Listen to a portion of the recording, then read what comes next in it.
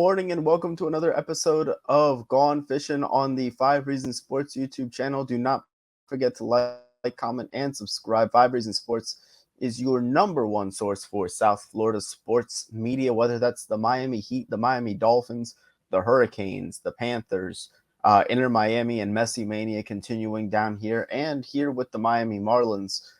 And so don't forget to like, comment, and subscribe. Get all that good news directly into your feed, and it helps grow the channel, helps grow what we do over here. So thank you guys so much for doing that. And I want to get into it right away. The Marlins this week, 2-4, 66-65 overall, just hanging on, barely above 500. 3 games back of the wild card now after a little bit of a rough go of things here.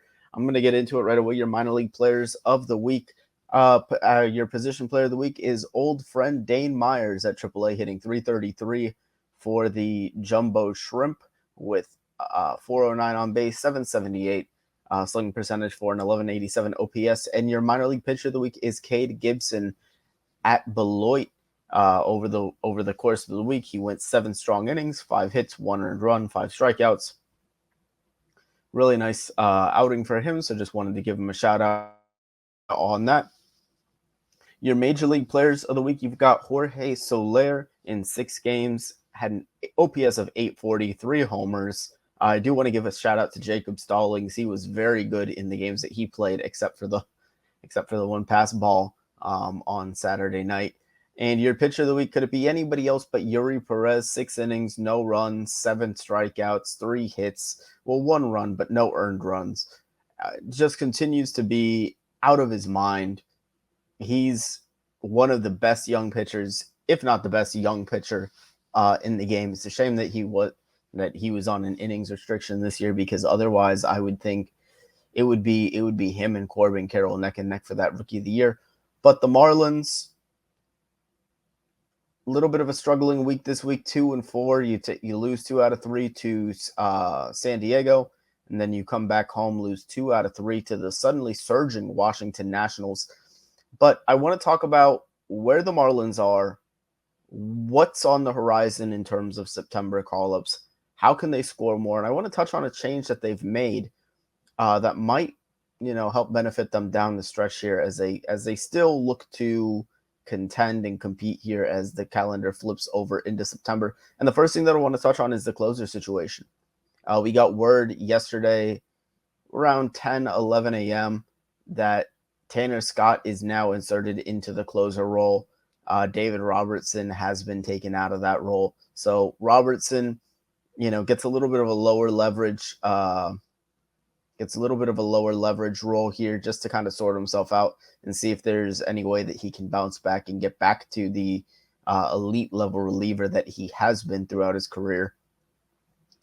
Although it has not looked that way in his Marlins tenure, that is for certain.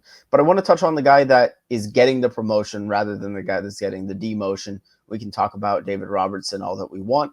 The fact of the matter is he hasn't been good, and that's not, me sugarcoating it or getting around it. It just feels like preaching to the choir if I go into too much on David Robertson. So Tanner Scott this year, he's got a 2.55 ERA. The one thing that sticks out with Tanner Scott, and it's the same thing that I think we've all acknowledged since he's been here in Miami, this is a guy that's got dynamite stuff. I mean, he throws 97, 98 on the fastball. He's got a slider, just an absolutely wicked slider, hard 90, 91. And his big issue has always been the walks. Well, this year, Tanner Scott now, after his first full off season in the Marlins organization, working with the staff in the off season, trying to parse things out, he's now down to just 3.5 walks per 9 in his career, which is a significant upgrade for where he's been. And now, granted, don't get me wrong, the game yesterday was a little bit of an adventure. He let 2 base runners on, obviously ended it with the double play. But Tanner Scott is a guy that, number one, he carries himself like a closer on the mound. I think he's got a very good presence on the bump. I know that that's not, really a tangible statistical thing that you can, quantify there, but I think he carries himself very well as a closer. And now that the walks are down, the stuff is still electric. The swing and miss is still there. I think they absolutely made the right call in choosing him to be the closer. I thought it could have been him or Nardi. Realistically, I would have been happy with either or, and I'm thrilled that it's Scott. I know that he's got the experience, and at least so far this year, his first game being officially inserted into the role, he's 1 for 1 since being labeled the guy now at closer. So I do want to just get in on that just a little bit because the Marlins, it feels like they've blown 3 or 4, maybe even 5 games since the All-Star break.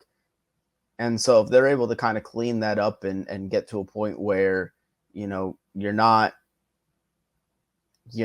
holding on for dear life in some of these one-run games. Although Skip acknowledged in the postgame, and I think rightfully so, that this team just cannot survive playing as many one-run games as it does. You're just playing with fire at that point because anything can happen, and anything has happened with this ball club. You've seen the luck in the first half, and now you're seeing it you're seeing it flip here in the second half. The Marlins have been, and I think this is fair to say, I think they've been every bit as unlucky in the second half as they were lucky in the first half, and I just think that it's a result of things kind of balancing out.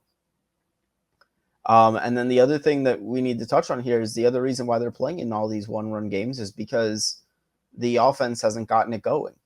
And it's really disappointing because they brought in guys in Jake Berger and Josh Bell that have been really, really good since they put on a Marlins jersey. I mean, both of those guys, I have absolutely no complaints about them whatsoever. They've been fantastic.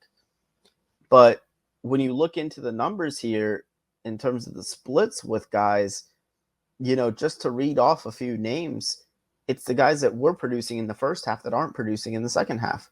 You go first half OPS by second half OPS. You're looking at Brian De La Cruz. He gave you a 754 OPS in the first half, which is pretty good. I don't think anybody expects Brian De La Cruz to be, the guy on this team. But I think a 754 OPS is a pretty reasonable expectation. In the second half, he's giving you 654. That can't happen. It just can't. I mean, that's just what it is. And it's not a situation where, I mean, maybe with De La Cruz, it's been such a prolonged slump for now that maybe you think about, when you get into those September call-ups, a guy that was player of the week in the minor leagues, Dane Myers. I think he's definitely a candidate to come up, a guy that can spell De La Cruz, get him some time off, because De La Cruz plays a lot. And it's not to say that I think that he needs to be benched completely. I don't think that I just don't think that there's an option better than him at the moment in the organization in terms of like good enough to completely make him a fourth outfielder at this point. But he does need some time off. I think he needs a few days to just reset, get right, and hopefully return to that first half form.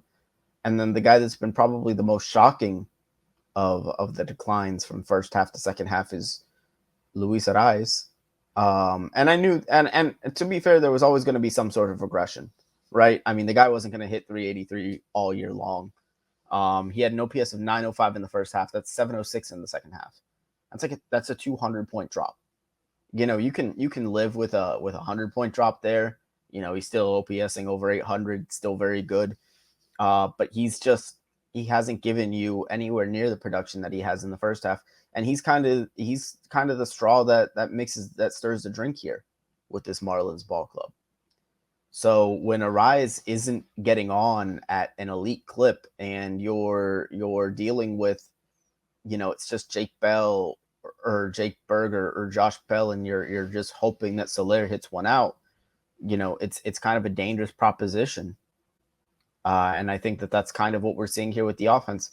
And then probably the starkest of the differences is a guy that, it's Joey Wendell. And I understand, Joey Wendell's not necessarily in the lineup because he's a big thumper or he's, this guy that's going to give you a bunch of offensive production. But you go with an OPS of 699, just about 700, which, If he's a plus defender, you can live with something like that, especially at the bottom of the order.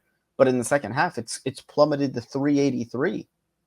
He's hitting 151 in the second half, and it's just not sustainable. That's not you can't have that on a team that's vying for a playoff spot. That's just it's not possible. You're going to lose games because of that. And then you've got Jazz. Jazz first half OPS 745, second half OPS 691. Honestly, neither of those numbers are quite what we expected. We were hoping for something a little bit closer to the 850 that he posted last year. But I just go through this entire list to show, it's not necessarily the new additions that have slowed down and stopped this whole thing. It's the guys that got you here in the first half, and that's kind of a tough position to be in.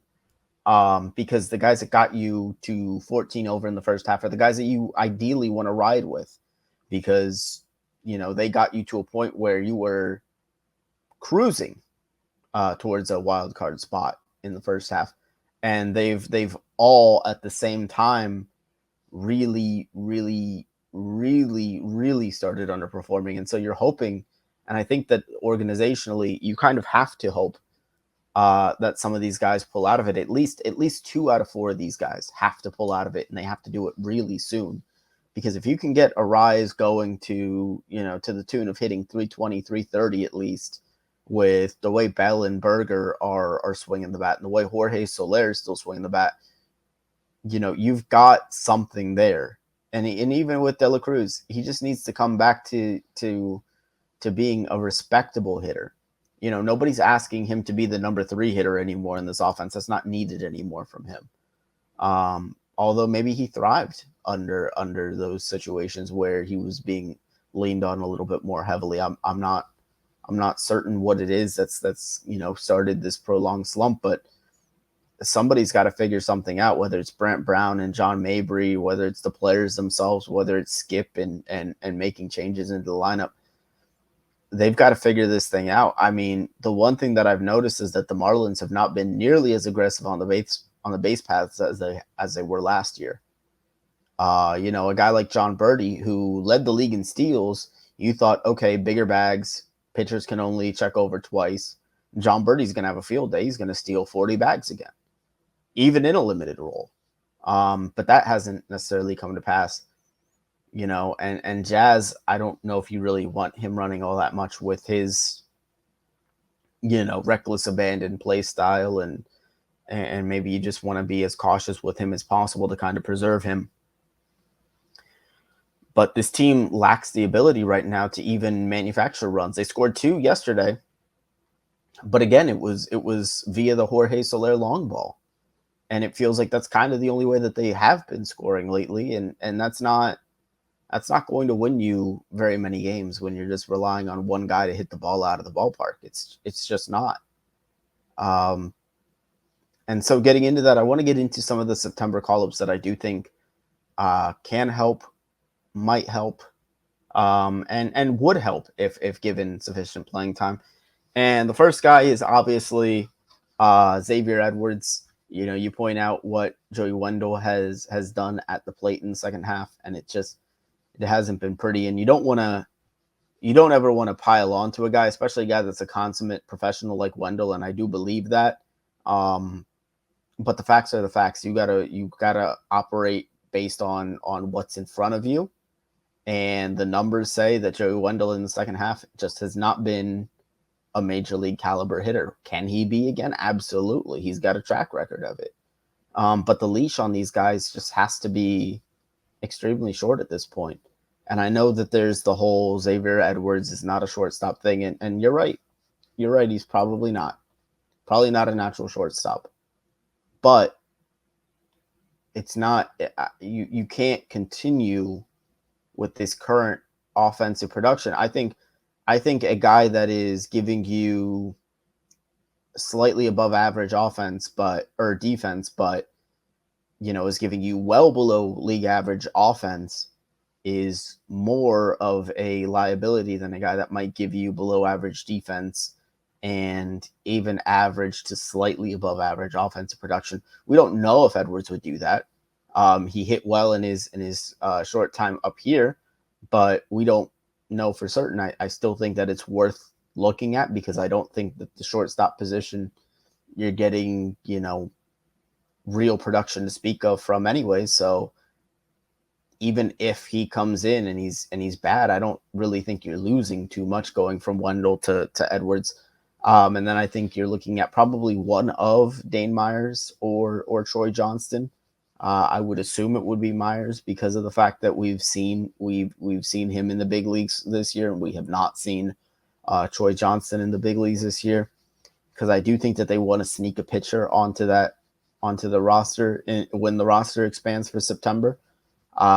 Personally, I would like to see it be Anthony Maldonado. I think they can use another right-handed relief arm in the bullpen that can potentially give them more high leverage innings and take the burden off of some of those guys in the bullpen. I mean, Skip said, we're going to have to use guys 2-3 days in a row. And realistically, though, I know that that's not how they like to operate. I know that's probably how they're going to have to operate. But I do anticipate them maybe adding a little bit more depth to the bullpen here when they're able to make these September call-ups. But the Marlins now, over the course of this next week, they've got a 2-game series against the Tampa Bay Rays, and they've got a 4-game set against the Washington Nationals.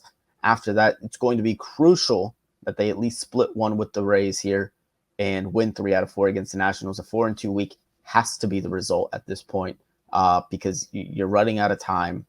And you're not going to get many of these matchups where you're coming in with a better record than the team that you're playing. The Marlins have a very tough schedule, and it's going to be on the guys within that locker or within that clubhouse to kind of figure things out.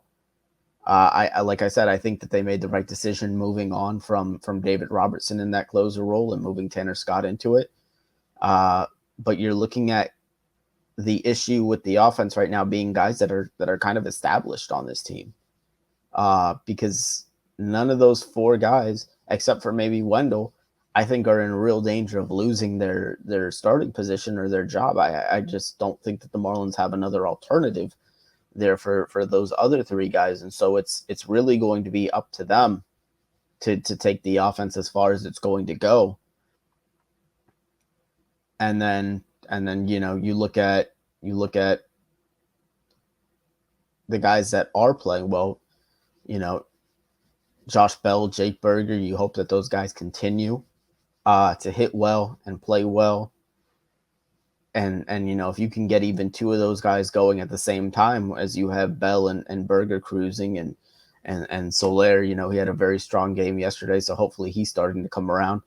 You just hope that the offense gets it going because that's really what you're going to need down the stretch. I think between Sandy coming back and pitching really well, you've got Perez pitching as well as he has at the big league level.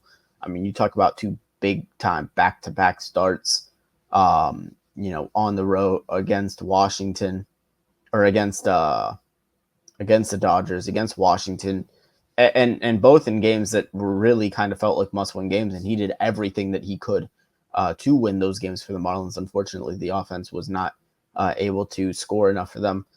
But, Luzardo's coming off of one of his best starts of the year. So you hope that the Marlins have a trio that can at least keep them in games to compete.